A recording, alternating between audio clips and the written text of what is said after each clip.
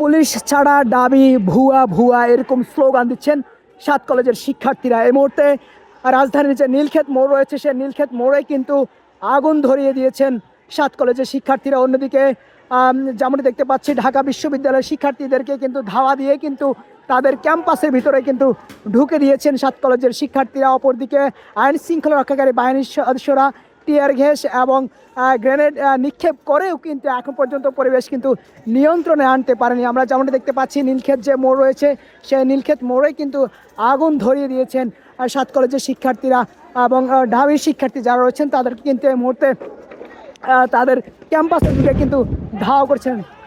দর্শক যেমনটি দেখতে পাচ্ছেন কিছুক্ষণ পর পর কিন্তু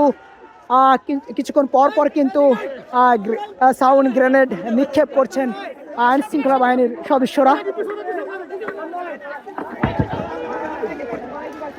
এবং 7 কলেজের শিক্ষার্থীরা পুলিশ ছাড়া দাবি ভুয়া ভুয়া স্লোগান দিয়ে যাচ্ছেন।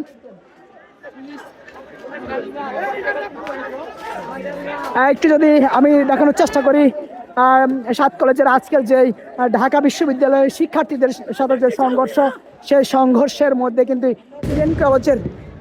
ইডেন কলেজের শিক্ষার্থীরাও নারী শিক্ষার্থী যারা রয়েছে ইডেন কলেজের শিক্ষার্থী যারা রয়েছেন তারাও কিন্তু রাজপথে অর্থাৎ মধ্যরাতে এই রাজপথে কিন্তু তারাও ছুটে এসেছেন। আমরা যেমন দেখতে পাচ্ছি তাদের ক্যাম্পাসের সামনে রাস্তার মধ্যে কিন্তু অনেকে কিন্তু বসে পড়েছেন এবং ঠিক সামনে কিন্তু তারা বিভিন্ন ধরনের স্লোগান দিচ্ছেন যে পুলিশ ছাড়া দাবি ভুয়া ভুয়া এরকম স্লোগান দিয়ে যাচ্ছেন এবং দাবির 2 গালে জুতা মারো তালে তালে ইত্যাদি স্লোগান কিন্তু তারা দিয়ে যাচ্ছেন।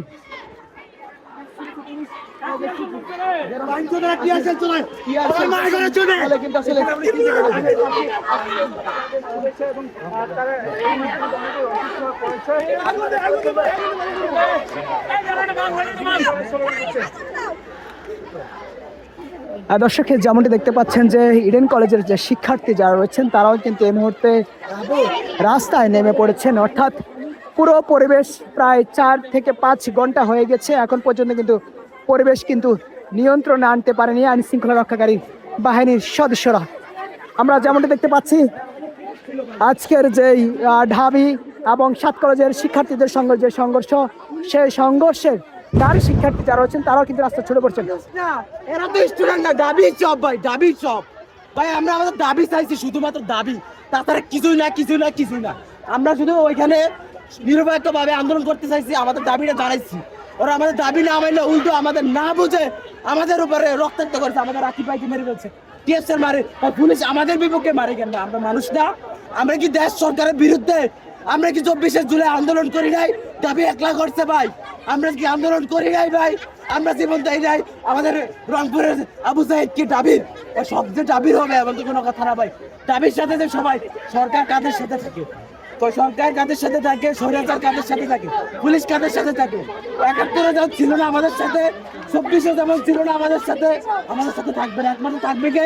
আল্লাহ থাকবে এবং আমাদের জয় ইনশাআল্লাহ এই মাটিতেই হবে। পুলিশ এখানে সবসময় এবং 7 কলেজ সবসময় বৈষম্য শিকার আসে। আপনারা দেখতে পাচ্ছেন পুলিশ ঢাকা ইউনিভার্সিটি পক্ষ নিয়ে বারবার সাউন্ড গ্রেনেড ছুটতেছে, টিয়ারশেল ছুটতেছে 7 কলেজের শিক্ষার্থীদের উপর এবং ঢাকার স্টুডেন্টরা বারবার আমাদের ইডেন মেয়েদের উপরে ইট পাটকেল ছুটতেছে এবং বিভিন্নভাবে হামলা করতেছে এবং পুলিশ এখানে সব পুরো আমাদেরকে বৈষম্য শিকার হচ্ছে বারবার।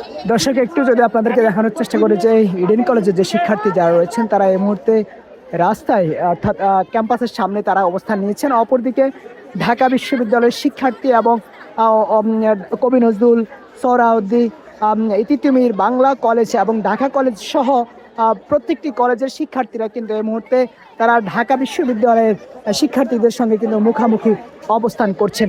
আমি যদি একটু আপনাদেরকে পুরো পরিবেশটা যদি একটু দেখানোর চেষ্টা করি, পুরো সায়েন্স ল্যাব এবং নীলক্ষেত মোড় যেটি রয়েছে সেই সায়েন্স ল্যাব এবং নীলক্ষেত মোড় কিন্তু এই মুহূর্তে থমথম অবস্থা বিরাজ করছে।